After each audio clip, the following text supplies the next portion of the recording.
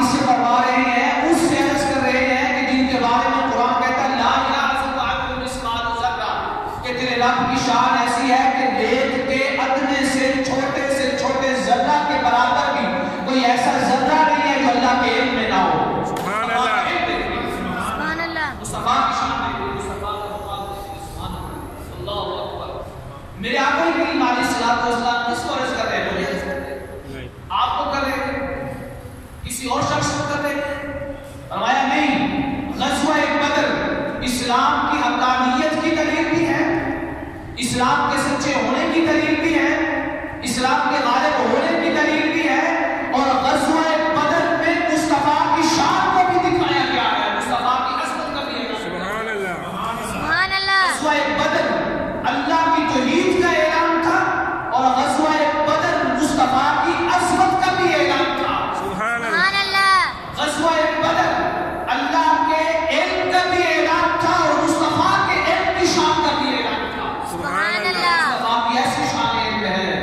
غزوہ بدر جس طرح اسلام کی سچائی کے لیے لڑا گیا، اسی طرح غزوہ بدر آقا کریم علیہ الصلوۃ والسلام کے آخری نبی ہونے کی بھی دلیل ہے۔ سبحان اللہ، آخری نبی ہونے کی دلیل ہے۔ سبحان اللہ، کیسے؟ میرے آقا کریم علیہ الصلوۃ والسلام نے اپنے دست مبارک اٹھا لیے،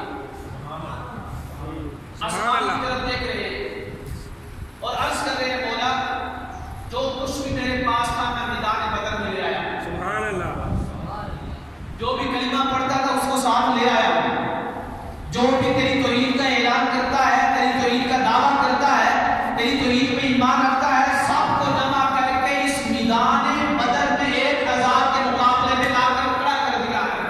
سبحان اللہ، تلواریں، تیر ہیں، لڑنے کے لیے جو بھی ساز و سامان چاہیے وہ سارا کچھ ہے، گھوڑے ہیں، سواریاں ہیں جن کے اوپر بیٹھ کر وہ لڑائی لڑ سکتے ہیں، سب کچھ ہے۔ اللہ اکبر۔ مدِ مقابل میرے آقا کریم علیہ الصلوۃ والسلام اپنے رب سے عرض کر رہے ہیں کہ جو 313 ہیں ان کے پاس تو وہ ساز و سامان بھی نہیں ہے، وہ ہتھیار بھی نہیں ہے، وہ اسلحہ بھی نہیں ہے جن کے ساتھ لڑائی لڑی جاتی ہے۔ اس دعا کے بعد مجھے نہیں لگتا کہ اگر کسی کے دل میں مصطفیٰ کی شان کی کمی ہے وہ ہے۔ میرے آقا کریم علیہ الصلوۃ والسلام نے دعا فرمائی، میرے مولا جتنے بھی میرے پاس تھے سب کو لے آیا ہوں، یہ 313 کو جمع کر کے لے آیا ہوں۔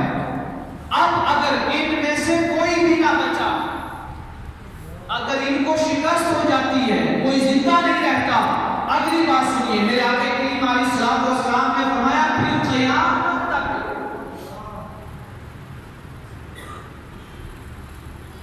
پھر قیامت تک آپ کی توحید پہ ایمان رکھنے والا کوئی نہیں ہوگا۔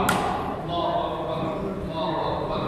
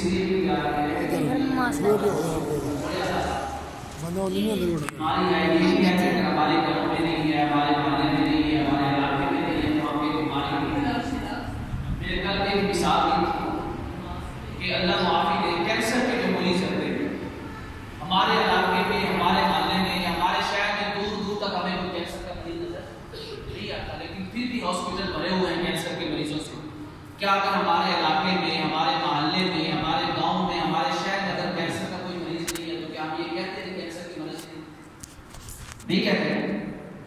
بلکہ ہم ہاسپٹلوں کو دیکھتے ہوئے جو ہاسپٹل میں مریض موجود ہیں ان کو دیکھتے ہوئے ہم یہ کہتے ہیں کہ وہاں پہ کینسر کے مریض ہیں، جیسا کینسر کی مرض ہے۔ اگر آپ نے کسی کرونا والے مریض کو نہیں دیکھا، کرونا کی مرض کو نہیں دیکھا، دیکھا, کرونا والے شخص کو نہیں دیکھا, تو آپ یہ نہ کہتے کہ کرونا ہے نہیں. اب آپ دیکھ لیں, ٹی وی پہ دیکھ رہے ہیں, نیوز چینل پہ دیکھ رہے ہیں, انڈیا کے حالات, اللہ کی قسم لوگ سڑکوں پہ گر رہے ہیں آکسیجن کی کمی کی وجہ سے. تو یہ سب چیز صرف ہمارے لیے, اور شریعت اور اسلام اس بات کی اجازت بھی دیتا ہے. ہم جو بات کر رہے تھے کہ آقا کریم علیہ السلام نے دعا فرمائی کہ مولا اگر ان میں سے کوئی زندہ نہ بچا تو قیامت تک تیرا نام لینے والا کوئی نہیں. سبحان اللہ. یہاں پہ سوال یہ ہے کہ دعا مانگنے والے مصطفیٰ ہیں, جن سے عرض کر رہے ہیں, جن سے مانگ رہے ہیں, آپ ملا ہے دنیا میں ایسا علم کسی کو بھی عطا نہیں کیا گیا. سبحان اللہ. اللہ اکبر, اللہ اکبر. یہاں پہ ایک بات,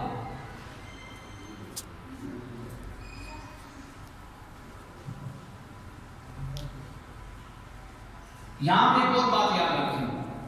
میرے آقا کریم علیہ السلام نے دعا کیا فرمائی, آپ توجہ سے سنیے, ماسک مل گئے توجہ سے سنیے. بڑا اہم, بڑی اہم دعا ہے ہمارے عقیدے کے بارے میں بھی اور اسلام کی عظمت کے بارے میں بھی, بڑی اہم دعا ہے.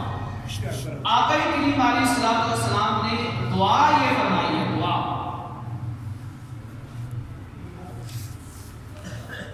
ادھر کرسی پہ رکھتے ہیں, کرسی تو درمیان میں رکھ کے ادھر رکھتے ہیں, جس کے پاس نہیں ہوتا اٹھا.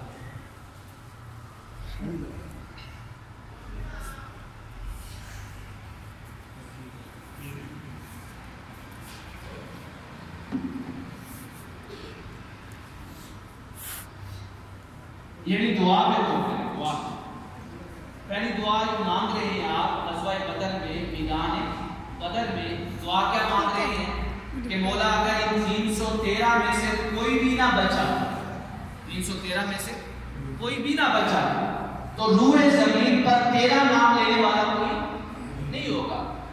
پہلا سوال یہ ہے کہ مصطفیٰ کو کیسے پتا چلا کہ اگر یہ 313 شہید ہو گئے تو قیامت تک اللہ کی توحید پہ ایمان رکھنے والا کوئی نہیں ہوگا. یہ معلوم کیسے ہو گیا؟ جب آپ نے یہ دعا کی ہے تو پتہ یہ چلا کہ رب نے اپنے یار کو ایسے علوم بھی عطا کر رکھے ہیں جو اپنے مخلوق میں سے کسی کو عطا نہیں کیے. سبحان اللہ. دوسرا یہاں پہ یہ سوال قائم کریں,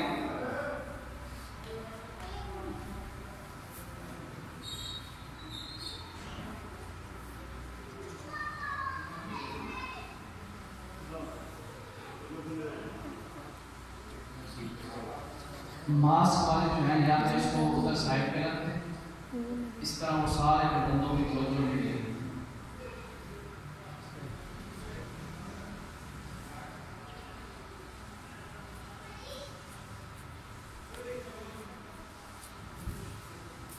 سنیے, یعنی پہلی دعا میں جو دعا مانگ رہے ہیں میرے مصطفیٰ کریم صلی اللہ علیہ وسلم, دعا کیا مانگ رہے ہیں کہ مولا اگر 313 میں سے کوئی بھی نہ بچا تو روح زمین پر تیری توحید کا اعلان کرنے والا نہیں ہوگا. پہلا نقطہ کیا نکلا کہ اللہ رب العزت نے اپنے محبوب کریم علیہ السلام کو ایسے ایسے علوم عطا کیے ہیں کہ جو علوم امت میں سے کسی کو عطا نہیں ہوئے. دوسرا, اگر آپ کے بعد کوئی نبی آتا, یہ بات سننے والی ہے, اگر آپ کے بعد کسی نبی نے آنا ہوتا, کسی کو نبوت ملتی, کوئی نیا رسول آتا, تو کیا یہ دعا بنتی تھی کہ اگر یہ 313 شہید ہو گئے تو روح زمین پر کوئی بھی تیرا نام لینے والا نہیں ہوگا؟ کیونکہ اگر آپ کے بعد کسی نبی نے آنا ہوتا, کسی رسول نے آنا ہوتا, کسی کو نبوت ملتی ہوتی, تو میرے مصطفیٰ کریم علیہ السلام پہ وہی نازل ہو سکتی تھی. رب فرما سکتا تھا کہ اگر یہ 313 شہید ہو گئے اور آپ بھی شہید ہو گئے تو آپ کے بعد اور انبیاء بھی آ جائیں گے اور نبی بھی آ جائے گا. لیکن جب آپ نے یہ دعا فرما دی کہ کوئی بھی روح زمین پر تیری توحید کا اعلان کرنے والا نہیں ہوگا, اس میں غزوہ بدر میں اعلان کر دیا گیا کہ میرے محبوب کی شان یہ ہے کہ وہ خاتم الانبیاء ہے, ان کے بعد کوئی نبی نہیں آئے گا. کیونکہ جب نبی نے آنا نہیں ہے, تبلیغ ہونی نہیں ہے, اللہ کی توحید کی تبلیغ ہوگی نہیں, اللہ کی توحید کا پیغام پہنچے گا نہیں, تو اللہ کی توحید میں ایمان کیسے لائیں گے؟ یہ دعا کر کے بتا دیا کہ میں وہ ہوں جن کے اوپر نبوت کا دروازہ بند کر دیا گیا.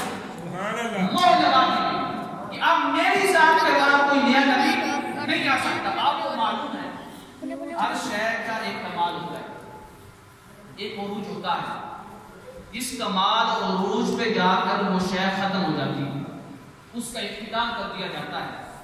آپ مجھے یہ بتائیں کہ نبوت کے کمال کے لیے، نبوت کے اختتام کے لیے، ختم نبوت کے لیے کیا امام الانبیاء علیہ السلام کی ذات بالا سے بھی بڑھ کر کوئی ذات ہے؟ سارے کمالات کا، جمالات کا، ساری خوبیوں کا، ساری صفاتوں کا، ساری شانوں کا، سارے مقاموں کا اگر اختتام ہوتا ہے تو مصطفیٰ کے وجود اطہر پہ ہوتا ہے۔ فرمایا میرے مصطفیٰ سے بڑھ کر کوئی کامل نہیں ہے۔ اب دنیا میں مصطفیٰ نے اعلان کر دیا ہے اپنی نبوت کا، اب نبوت کو کمال مل چکا ہے۔ اب یہ ہو نہیں سکتا کہ ادھر میرا مصطفیٰ اعلان کرتے ادھر وجود مصطفیٰ کے بعد بھی کوئی نیا نبی آ جائے۔ فرمایا نہیں، اب کوئی نیا نبی نہیں آئے گا۔ یہ دعا فرمائی، یعنی کوئی نہیں بچے گا۔ اس میں یہ نشانی ہے، یہ دلیل ہے کہ آقا کریم علیہ السلام کو غیب کی خبروں کا علم ہے، غیب کی خبروں کا علم ہے۔ اور اس دعا میں یہ بھی دلیل ہے کہ آپ کے بعد کوئی نیا نبی نہیں آئے گا۔ اب یہ دعا قبول کیسے ہوئی؟ قبول کیسے ہوئی؟ سیدنا ابوبکر صدیق رضی اللہ تعالیٰ عنہ، سیدنا عمر فاروق، سیدنا عثمان غنی، مولا علی اور دیگر صحابہ اکرام جو 313 شریک کے، وہ کہتے ہیں کہ ہم تلوار بعد میں اٹھاتے تھے، ہم تلوار بعد میں اٹھاتے تھے، ہماری تلوار نیام سے بعد میں نکلتی تھی، کافر کا سر پہلے تن سے جدا ہو جاتا تھا۔ یعنی ہمارے، وہ کہتے ہیں کہ ہم پریشان تھے، حیران تھے کہ ابھی تو ہم نے تلوار چلائی بھی نہیں، ابھی تو ہم نے حملہ بھی نہیں کیا، ابھی تو ہم نے لڑائی بھی نہیں کی، تلوار نکالنے سے پہلے ہی جو ہمارے سامنے کافر کھڑا ہے اس کی گردن تل سے جدا ہو جاتی ہے۔ یہ حیرانگی تھی۔ انہوں نے آ کر سوال کر دیا، یا رسول اللہ ماجرا کیا ہے؟ فرمایا جاننا چاہتے ہو ماجرا کیا ہے؟ فرمایا کہ جس طرح تم لڑ رہے تھے اسی طرح وہ بھی لڑ رہے تھے، جنہوں نے کہا تھا کہ جس کو پیدا کرنا چاہتا ہے یہ تو خود بہائے گا۔ فرمایا فرشتوں کو 5000 فرشتے رب کائنات نے غزوہ بدر میں مصطفیٰ کی شان کو بلند کرنے کے لیے حکم فرما دیا کہ جاؤ، پہلے انسان لڑتے تھے، آج میری جان کی خاطر میرے فرشتے بھی لڑیں گے۔ فرمایا ہر ایک شخص کے ساتھ اللہ کا ایک فرشتہ تھا کہ وہ نیام تلوار جو اپنے نیام سے نکالتا تھا وہ بعد میں نکالتا تھا، پہلے فرشتہ جو اس کے ہاتھ میں تلوار تھی وہ اپنی تلوار سے کافر کی گردن کو تن سے جدا کر دیتا تھا۔ اب آپ مجھے بتائیں کہ جن فرشتوں نے کہا تھا مولا اس انسان کو بنانے والا ہے جو خون بہائے گا، جو لڑائیاں کرے گا، میں یہی کہا تھا نا اپنے یار کی خاطر آج تمہیں بھی لڑائیوں میں ڈالتا ہوں، اپنے یار کی خاطر تمہیں بھی حکم دیتا ہوں کہ تلواریں لے کر غزوہ بدر میں پہنچ جاؤ، بدر کے مقام پہ۔ غزوہ بدر اپنی خصوصیات کے اعتبار سے، عقیدے کے لحاظ سے بھی بڑا اہم ہے، اسلام کی حقانیت کے اعتبار سے بھی بڑا اہم ہے۔ آپ کو معلوم ہے جتنے بھی سرداران قریش غزوہ بدر میں شریک ہوئے تو آقا کریم علیہ السلام نے لڑائی سے پہلے نبی کافر غزوہ بدر میں آئے بھی نہیں، بدر کے مقام پہ میرے آقا کریم علیہ السلام نے یوں نشانیاں لگائی کہ یہاں پہ ابو جہل مرے گا، پھر نشانی لگائی یہاں پہ عتبہ مرے گا، پھر نشانی لگائی یہاں پہ امیہ مرے گا۔ نشانیاں لگا رہے ہیں، پوچھنا یہ ہے کہ ابھی تو کافر بدر میں آیا نہیں، مصطفیٰ کو ایک پہلے ہو گیا ہے۔ سبحان اللہ۔ صرف اتنا علم نہیں ہوا کہ یہ مریں گے، اس جگہ کا بھی علم ہو گیا ہے جس جگہ پہ وہ کافر مر کر واصل جہنم ہو کر گرے گا، اس جگہ کا بھی علم مصطفیٰ کو ہو گیا ہے۔ صحابی کہتے ہیں کہ جس جگہ پہ آپ نے جس کے لیے بھی نشانی لگائی تھی نا، ایک انگلی بھی ان میں سے نہ تو کوئی ادھر ہوا ہے نہ ادھر ہوا ہے۔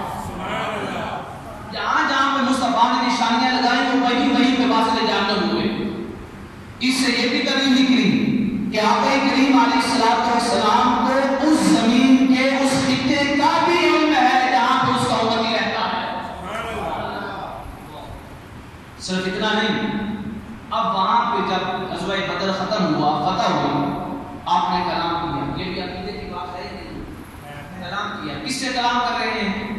کافروں سے. مومن سے بھی نہیں, مسلمان سے بھی نہیں, کافروں سے کلام کر رہے ہیں. یہ کافر جس سے کلام کر رہے ہیں زندہ ہے, مرا ہوا ہے, واسطے جہنم ہے, مرا ہوا ہے. مرا ہوا کافر اس سے مصطفیٰ کلام کر رہے ہیں یا نہیں کر رہے ہیں؟ اب یہاں پہ مجھے بتائیں ایمان سے, یقین سے, اگر تھوڑا سا بھی ایمان ہمارے دلوں میں بتائیں کہ مصطفیٰ مردوں سے کلام کر رہے ہیں, اور مردہ بھی وہ ہے جو کافر ہے, جو کلمہ پڑھنے والا نہیں ہے, جو اولیاء اللہ میں سے نہیں ہے بلکہ جہنمیوں میں سے ہے. مصطفیٰ جہنمیوں سے, کافروں سے, مرے ہوئے کافر سے کلام کر رہے ہیں. اب جو کہتے ہیں کہ مردہ سنتا نہیں ہے, سوال یہ ہے کہ پھر مصطفیٰ کلام کس سے کر رہے ہیں؟ مصطفیٰ بات کس سے کر رہے تھے اگر وہ سنتے نہیں تھے؟ یہ بھی سوال وہاں پہ کھڑے ہو کر سیدنا عمر فاروق رضی اللہ تعالیٰ عنہ نے بھی کر دیا. عرض کیا یا رسول اللہ, آپ ان سے کلام کر رہے ہیں جو مر چکے ہیں؟ آپ کا عقیدہ تو تھا, لیکن بتانا یہ چاہتے تھے کہ کچھ لوگ ایسے آئیں گے جو کہیں گے کہ منہ فوت ہو جانے والے سنتے نہیں ہیں. جو شخص یہ دنیا چھوڑ کر چلا جاتا ہے وہ بعد کی باتوں کو سنتا نہیں. آپ نے کہا یہ سوال کر دیتا ہوں, قیامت تک آنے والے لوگوں کا عقیدہ صحیح ہو جائے گا؟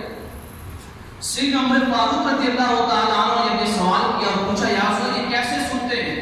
میرے آقا کریم علیہ السلام جلال میں آ گئے, فرمایا جن سے میں کلام کر رہا ہوں یہ جو مرا پڑا کافر ہے, اے عمر یہ تجھ سے بھی پڑھ کر سنتا ہے. یعنی اس کی سماعت تیری سماعت سے بھی زیادہ ہے. پتہ یہ چلا کہ اگر ایک کافر مرے زندہ رہے تو اس کی سماعت مردہ حالت میں زندگی کی حالت سے بڑھ کر ہو جاتی ہے, اور اگر کوئی اللہ والا فوت ہو جائے تو پھر ہم کیوں نہ کہیں کہ اگر ایک کافر کی سماعت بڑھ سکتی ہے تو اللہ والے کی سماعت میں اضافہ تو نہیں ہو سکتا. اللہ اکبر. یعنی غزوہ بدر میں عقیدہ بھی ہے اور اسلام کا روپ بھی ہے, اسلام کا جلال بھی ہے. میرے آقا کریم علیہ السلام نے فرمایا عمر تجھ سے بھی پڑھ کر سنتے ہیں. یہ پہلی لڑائی تھی اسلام کی جو دوسری ہجری میں رہی گئی. آپ بعض لوگ اعتراض کرتے ہیں, یہاں پہ اعتراض بھی سنو, ہماری نوجوان نسل کے لیے اعتراض یہ کرتے ہیں کہ یہ مسلمانوں نے زیادتی کی, انہوں نے زیادتی کی مسلمانوں نے. ہماری ٹی وی چینل پہ بیٹھ کر جو لبرانی لوگ ہیں, سیکولر لوگ ہیں, یہ اعتراض کرتے ہیں. اعتراض ان کا حقانیت کو جاننے کے لیے نہیں ہوتا بلکہ لوگوں کے ذہنوں میں اسلام کے بارے میں شک پیدا کرنا ہوتا ہے, اسلام سے دور کرنا ہوتا ہے. وہ یہ کہتے ہیں کہ جب ابو سفیان, اس وقت مسلمان نہیں ہوئے بدر کی لڑائی میں, کیونکہ آپ کو فتح مکہ کے موقع پہ آپ نے اسلام قبول کیا, حضرت ابو سفیان نے اس وقت کافر تھے, اور ایسے کافر تھے کہ جن کی دشمنی میرے آقا کریم علیہ السلام کے ساتھ سب سے بڑھ کر تھی. اس وقت ابو سفیان کی زیر نگرانی, زیر قیادت یہ قافلہ شام سے آ رہا تھا. شام سے تو جانتے اس قافلے کے پاس کتنا ساز و سامان تھا؟ سنیے, اس قافلے کے پاس 1000 اونٹ تھے, 1000 اونٹ. لاکھوں میں اس کی قیمت بنتی ہی نہیں بنتی, اور لاکھوں بھی وہ جو درہم یا دینار میں ہیں, پاکستانی روپیے میں نہیں ہے. پاکستانی روپیے میں تو کروڑوں میں قیمت بنتی ہے. جب یہ قافلہ کفار کا آ رہا ہے تو کتنے اونٹ ہیں؟ 1000 اونٹ. میرے ساتھ بولتے رہیے گا, 1000 اونٹ. اور جانتے ہو سونے کے دینار کتنے؟ سونے کے دینار 50,000 سونے کے دینار تھے, 50,000. اور 50,000 سونے کے دینار کی مالیت آج کے دور میں تقریباً 50 لاکھ سے بھی زیادہ بنتی ہے, اور اگر یوں تو کہ کروڑوں سے بھی زیادہ بنتی ہے 50,000 دینار کی قیمت. اب یہ قافلہ جو شام سے آ رہا تھا, اس کے پاس اور بھی بڑا ساز و سامان تھا تجارت کا. یہاں پہ سوال یہ ہے کہ مسلمانوں نے یہ قافلہ روکا کیوں, اور اس ذات نے روکا جو رحمت للعالمین تھے, جو کافروں کے لیے بھی رحمت بن کر آئے, انہوں نے یہ قافلہ روکا. وہ سوال یہ کرتے ہیں کہ دیکھیں مسلمانوں نے بدر کے مقام پہ جو شام سے کافروں کا قافلہ آ رہا تھا اس کو روک دیا, حالانکہ انہوں نے کوئی لڑائی بھی نہیں کی, کوئی زیادتی بھی نہیں کی کافروں نے, پھر بھی مسلمان مسلمانوں نے قافلہ روک لیا. اعتراض سمجھ آیا نہیں آیا؟ یہ زیادتی ہوئی. آپ جان کر ان سے یہ پوچھ لیجیے, صرف یہ پوچھیں. پہلا سوال یہ کریں کہ وہ جو تجارت کا سامان شام کی طرف لے کے گئے تھے, نوجوان کون سے سنا؟ جو لوگ ٹی وی چینل دیکھتے ہیں نا, وہ سے سنیں, تاکہ آپ اپنے اسلام کی بھی حفاظت کر سکیں اور اپنی اولاد کی اسلام کی بھی حفاظت کر سکیں. کیونکہ غزوہ بدر کے بارے میں تھوڑا سا بھی شک پیدا ہونا اسلام کی حقانیت کے بارے میں شک پیدا ہونا ہے. سوال سے اعتراض سمجھ آیا یا نہیں آیا؟ آ گیا نا؟ اب جواب سن لیجیے. پہلا سوال آپ نے یہ کرنا ہے کہ وہ جو قافلہ کافروں کا ابو سفیان کی زیر نگرانی شام کی طرف گیا تھا, ان کے پاس جو تجارت کا سامان تھا وہ کون سا تجارت کا سامان تھا؟ پہلا سوال آپ نے کیا کرنا ہے کہ بات سمجھنے والی ہے کہ وہ جو سامان تجارت لے کر گئے تھے ان کے پاس کون سا سامان تجارت تھا؟ وہ کہے گا ان کا اپنا, وہ اپنا مال تجارت لے کے گئے تھے شام کی طرف. آپ نے کہنا نہیں, ان کا اپنا مال تجارت نہیں تھا. سیرت کی کتابوں سے اٹھا کے دیکھیں, بلکہ وہ سارا مال ان مسلمان لوگوں کا تھا جن کو مجبور کر کے انہوں نے مکہ سے نکال دیا اور وہ مسلمان ہجرت کر کے مدینہ کی طرف آ گئے. ان کا جتنا ساز و سامان مکہ میں رہ گیا تھا, جائیدادیں تھیں, جانور تھے, زمین تھی, گھر تھا, گھر کے اندر جو کچھ بھی ساز و سامان تھا, انہوں نے وہ سارا جمع کر کے ابو سفیان کی زیر نگرانی شام کی طرف قافلہ بھیج دیا. اب آپ مجھے بتائیں کہ حق کس کا تھا؟ مسلمانوں کا. یہ مال کس کا تھا؟ مسلمانوں کا. یہ سامان تجارت کس کا تھا؟ مسلمانوں کا. اب اگر کوئی شخص اپنے مال کو لینے کے لیے کسی کا رستہ روکتا ہے, کیا وہ ظالم کہلائے گا یا انصاف کرنے والا کہلائے گا؟ تو یہ سیکولر لوگ کیسے کہہ سکتے ہیں کہ اسلام کی پہلی لڑائی ہی اسلام کی طرف سے ظلم پر ہوئی تھی؟ اسلام نے ظلم کیا تھا. ان سے یہ کہے کہ وہ جتنا سامان تجارت لے کے گئے تھے وہ ان کا نہیں تھا بلکہ وہ مسلمانوں کا تھا. دوسرا سوال یہ کریں کہ وہ جو 1000 اونٹ لے کر آ رہے تھے, جو 50,000 دینار لے کر آ رہے تھے, یہ سوال کریں کہ وہ کس مقصد کے لیے یہ ساز و سامان لے کے آ رہے تھے, یہ پرافٹ لے کے آ رہے تھے, یہ نفع کس مقصد کے لیے جانتے ہیں؟ سوال یہ کرنا. آپ یہ دو سوال ذہنوں میں بٹھا لیں. اللہ کی قسم اگر یہ دو سوال آپ کے ذہنوں میں بیٹھ کے قیامت ہو سکتی ہے, لیکن آپ کے عقیدے میں اسلام کے بارے میں ریت کے ذرے کے برابر بھی شک پیدا نہیں ہو سکتا. دوسرا سوال آپ نے کیا کرنا ہے کہ وہ جو پرافٹ لے کے آ رہے تھے, جو نفع لے کے آ رہے تھے, انہوں نے کس مقصد کے لیے استعمال کرنا تھا؟ وہ کہتے ہیں اپنے ذاتی مفاد, اپنے ذاتی مقصد کے لیے. آپ کے علم تاریخ کی کتابیں اٹھا کر دیکھیں, ان میں یہ واضح لکھا ہوا ہے کہ یہ جو کافروں کا قافلہ گیا تھا شام کی طرف ابو سفیان کے ساتھ, جب یہ اپنا پرافٹ لے کر واپس آ رہا تھا تو ان کا مقصد اپنے کوئی دوسرے مفاد نہیں تھے. کفار نے ابو سفیان کو جاتے ہوئے یہ کہا تھا کہ یہ مسلمانوں کا مال تجارت ہے, اس سے اتنا نفع حاصل کرنا, اتنا نفع حاصل کرنا, اتنا نفع حاصل کرنا کہ اسی مال کو ہم استعمال کر کے مسلمانوں کو شکست دے سکے, مسلمانوں کے ساتھ لڑائی کر سکے.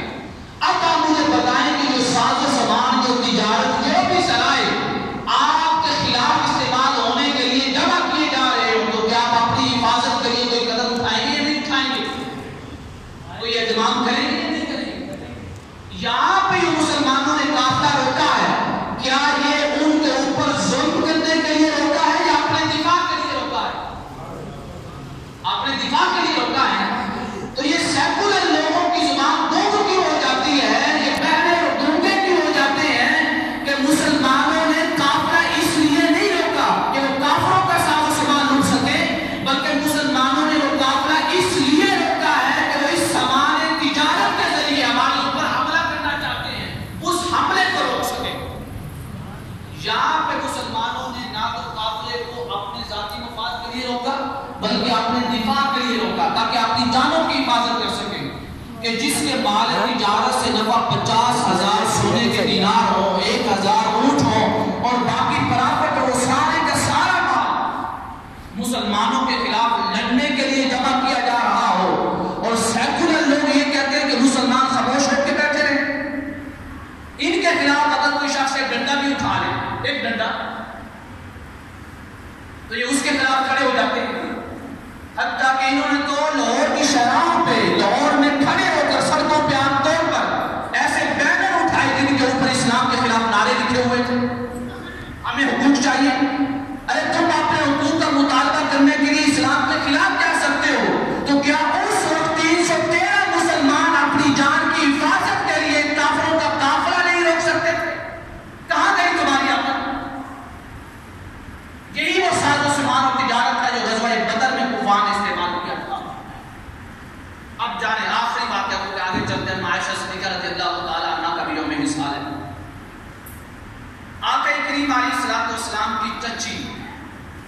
جن کا نام تھا حضرت عاتقہ بنت عبد المطلب، حضرت عباس کی بہن رضی اللہ تعالی عنہ، انہوں نے خواب دیکھا بدر کی لڑائی سے 3 دن پہلے، ابھی کافرہ ہیں، مسلمان نہیں ہوئی، یعنی حضور کی یہ جو چاچی خواب دے رہی ہے یہ ابھی مسلمان نہیں ہوئی، کافرہ ہیں۔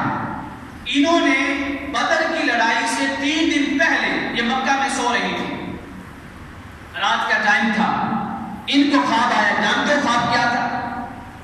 انہوں نے خواب دیکھا، انہوں نے اپنے بھائی حضرت عباس کو اپنے پاس بلایا اور کہا بھائی جان میں نے خواب دیکھا اور خواب بڑا ڈراؤنا ہے، خواب میں کچھ ایسا میں نے دیکھا ہے کہ ہم سب کے اوپر کوئی مصیبت آنے والی ہے، ہم سب کے اوپر کوئی برا وقت آنے والا ہے۔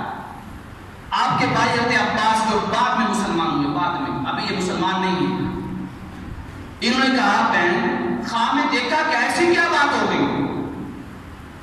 حضرت عاتقہ فرماتی ہے کہ میں نے خواب میں یہ دیکھا ہے رات کو کہ ایک شخص ندا دے رہا ہے، پہلے ابطح ایک پہاڑ کا نام ہے، وہاں پہ کھڑے ہو کر ندا دے رہا ہے، ندا دے یہ رہا ہے کہ اہل مکہ، اے مکہ میں رہنے والے دھوکے بازوں، اے مکہ میں رہنے والے ظالموں، اے مکہ میں رہنے والے کافروں، اپنے اس ٹھکانے کی طرف سفر کرو جو 3 دن کے بعد وقوع پذیر ہونے والا ہے۔ 3 دن کے بعد پھر وہی شخص ابو قیس ایک پہاڑ کا نام ہے، وہاں پہ آتا ہے، اس پہاڑ پہ کھڑے ہو کر یہی اعلان کرتا ہے اے اہل مکہ کے غدار لوگوں، اے مکہ کے کافر اور مشرکوں، اپنی اس جگہ کی طرف سفر کرو جس جگہ پہ تم 3 دن کے بعد جانے والے ہو۔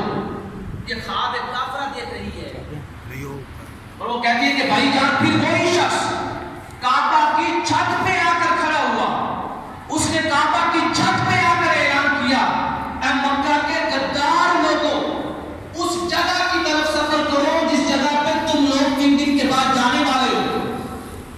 حضرت عباس نے فرمایا کہنا خواب میں تو واقعی کوئی چیز ایسی ہونے والی ہے جس میں سب مصیبت میں آ جائیں گے، لیکن آپ کی بہن نے یہ کہا تھا کہ بتانا کسی کو نہیں اس خواب کے بارے میں، لیکن حضرت عباس رضی اللہ تعالیٰ عنہ نے عتبہ کو بتا دیا، عتبہ ابن ربیعہ کو، اور اس کو کہا کہ آپ نے یہ خواب کسی کو نہیں بتانا۔ جب ان کو بتایا تو یہ بات سارے مکہ کے کافروں کے درمیان پھیل گئی۔ وہاں پہ ابو جہل نے یہ کہا تھا بنو ہشام، اے ہشام کی اولاد، پہلے تمہارے مرد نبوت کرتے ہیں، یعنی آقا کریم علیہ السلام کے بارے میں، اب بنو ہشام کی عورتیں بھی نبوت کریں گی، یہ بھی غیب کی خبریں دیں گی۔ اللہ کی قسم اس نے کہا اگر 3 دن کے بعد کوئی ایسا واقعہ رونما نہ ہوا تو ہم یہ سارے اعلان کریں گے کہ حضور کے خاندان والے، بنو ہشام والے اس دنیا میں سب سے بڑھ کر جھوٹے ہیں، جھوٹے لوگ ہیں، یعنی جھوٹے لوگ ہیں۔ اب وہاں پہ سارے انتظار میں ہیں۔ بنو ہشام کے لوگوں نے کہا اے ابو جہل تو ہمیں جھوٹا کہہ رہا ہے، تو ہمیں کہہ رہا ہے کہ ہم جھوٹ بول رہے ہیں، انتظار کرتے ہیں 3 دن کے بعد دیکھتے ہیں۔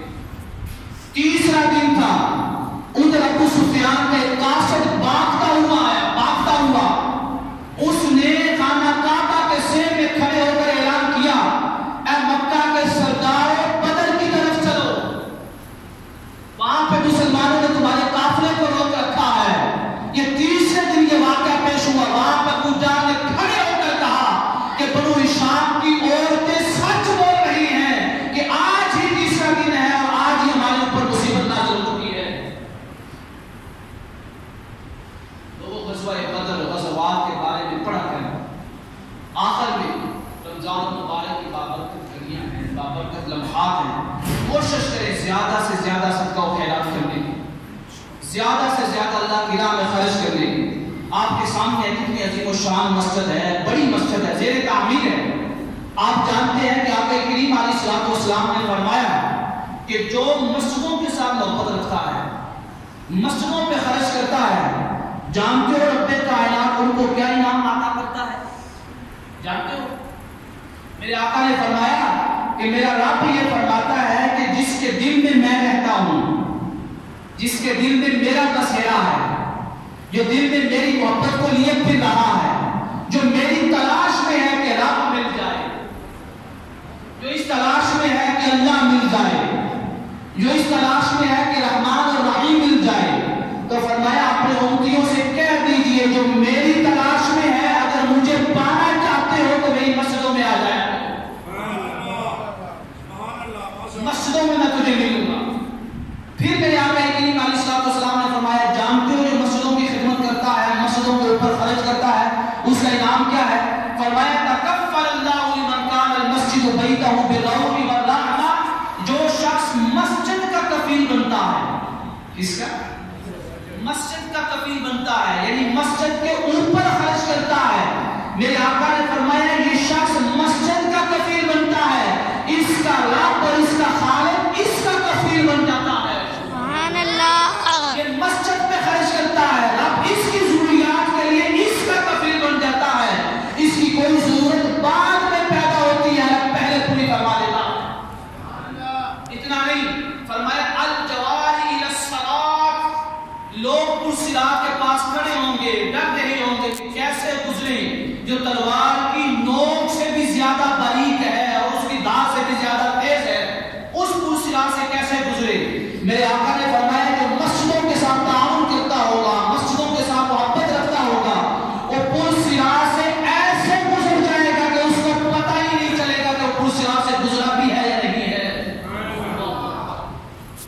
اتنا نہیں، میرے آقا کریم علیہ الصلوۃ والسلام نے فرمایا جو مساجد میں خرچ کرتا ہے، مسجدوں کے ساتھ تعاون